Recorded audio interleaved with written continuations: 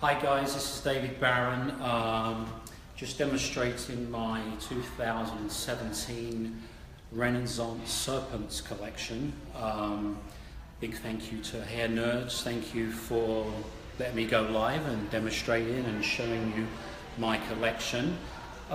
This year for NAHA, I really didn't know what to do as far as avant-garde, and I have this pet snake, and I was thinking about cobras, Renaissance, but wasn't too sure how to actually get that. So basket weave came into mind, and I wanted to do something that had a lot of texture and not just a one solid color. So I chose ombre because ombre is real big and it's always going to be big.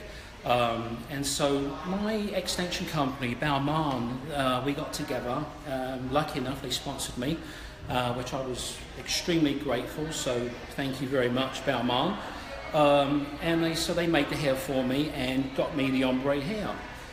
So let me give you a quick glimpse of what I did. So this is my Queen of Serpents. She is the mother, I would say the mother hen, of my other serpents, which are very attractive. And then you've got this one right here. Beautiful colours, and all the hair has been ombre'd, which I'm very grateful for Barron to do that for me. So my next thing was, how do I make these? And it's kind of difficult to make big pieces. Barron got me all the hair, which was, started off like this. For the larger pieces, which were these ones right here, and these ones, we ended up having larger pieces of hair, very long, almost 4.5 feet, 5 feet. And the smaller pieces we cut down. Some of the hair, which I've got a piece over here, which is ombre. This is ombre hair. If we can direct you over to my wonderful little serpent snake here. It tends to want to do whatever it wants to do. Which this is the this was the idea that I had. If you take a look, there we go. So there she is. This is Sliver. Woo! It's okay, darling. We're not going to hurt you. We're not going to hurt you. So this is my little pet snake, which you can see the beautiful colours in her. Green going into yellow. A fabulous little pet. I've had this for 12 years. She's very docile and absolutely wonderful. Just a very passive baby. And if you look at the colours in the snake, you can see some kind of resemblance in the hair. Yeah, so that's that. She's such a pet. She'll sit there forever. So basically, when doing this design, for me it was probably the easiest way to do it. The big pieces, getting a nice piece of cardboard board, and my hair is actually on the back of here. So I basically use a lot of T-pins.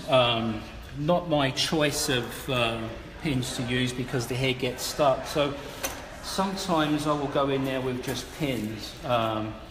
They're actually just basic pins, nothing special. But basically, on the lots of gel, lots of water, keeping the hair moist. This is kind of dry because I'm in between clients today.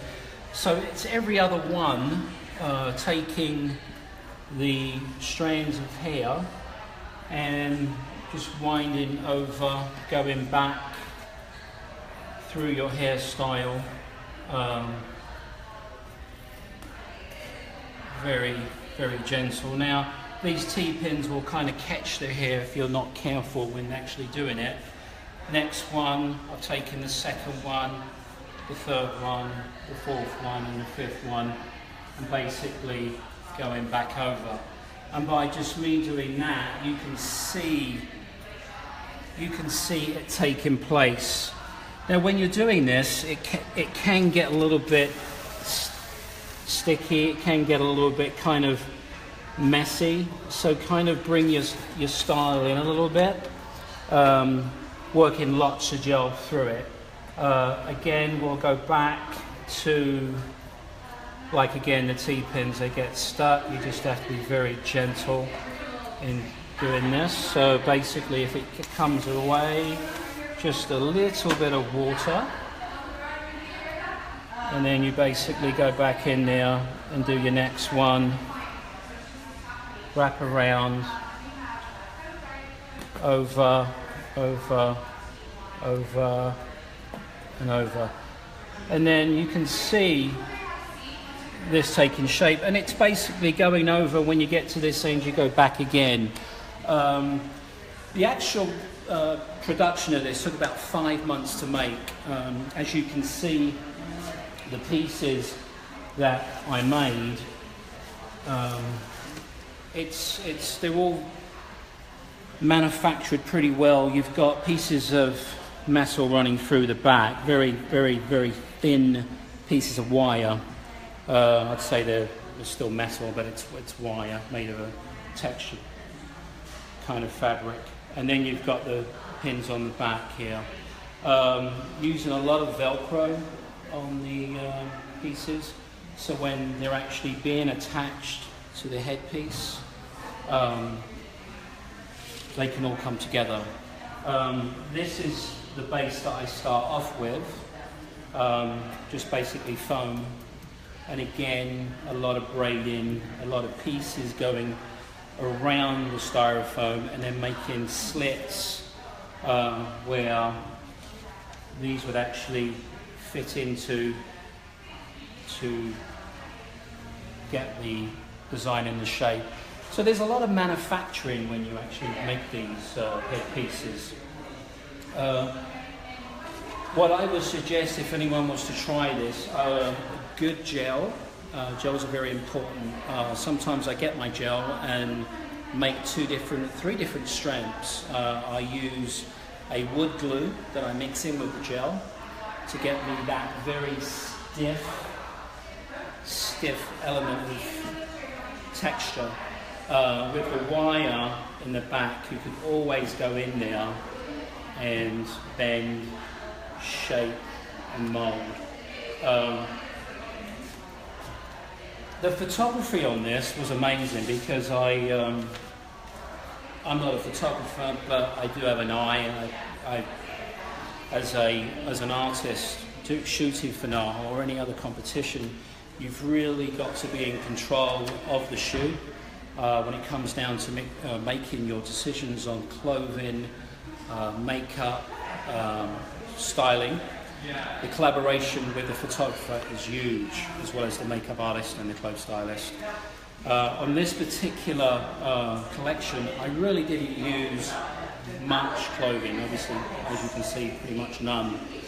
But what I did use was a collaboration with the makeup artist, that when we did the makeup, we kind of continued the colours through her body to give her that ombre effect. And I think it came absolutely stunning. So a big round of applause for Len.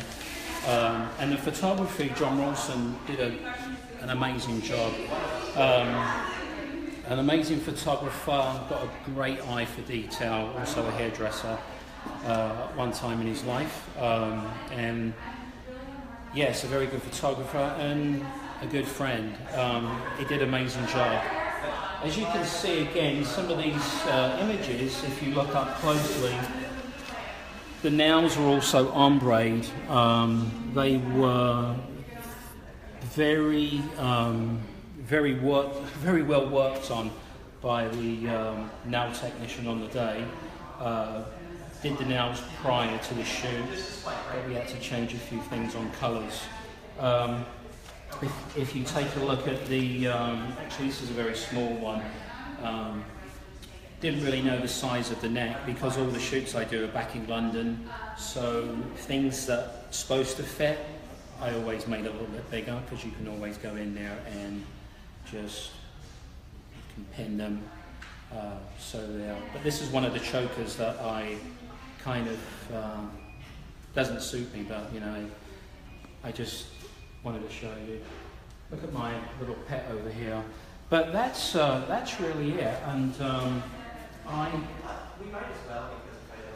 those of you are just those of you are just tuning in. I am live with Hair Nerds right now, talking about my NAHA collection 2017. Thank you. This is my inspiration right here, my little pet snake. Its name's Sliver. And all my collections that I do, it's like I normally have a brief before I start, but this year I really didn't have one. I just got some hair, started basking weaving, looked at my snake and thought, well, you know, it's going to be about snakes this year. And cobras, I don't have a cobra. I couldn't bring a cobra in because it's feminist. And then so I decided to bring this little beauty in. And that's really it. I'm looking to see you all in Las Vegas, and I'll be there on the red carpet, and I'll be saying hello to everybody. And if you would like to come up and chat, that'd be wonderful. I promise you I will not have my snake with me, but we will chat and talk. Thank you again, Hair Nerds, and thank you for Barron for the wonderful sponsorship. All the guys back in England that did the makeup, that did the clothing, John Rawson, thank you very much for an amazing shoot, and I look forward to seeing you. And say goodbye. There you go.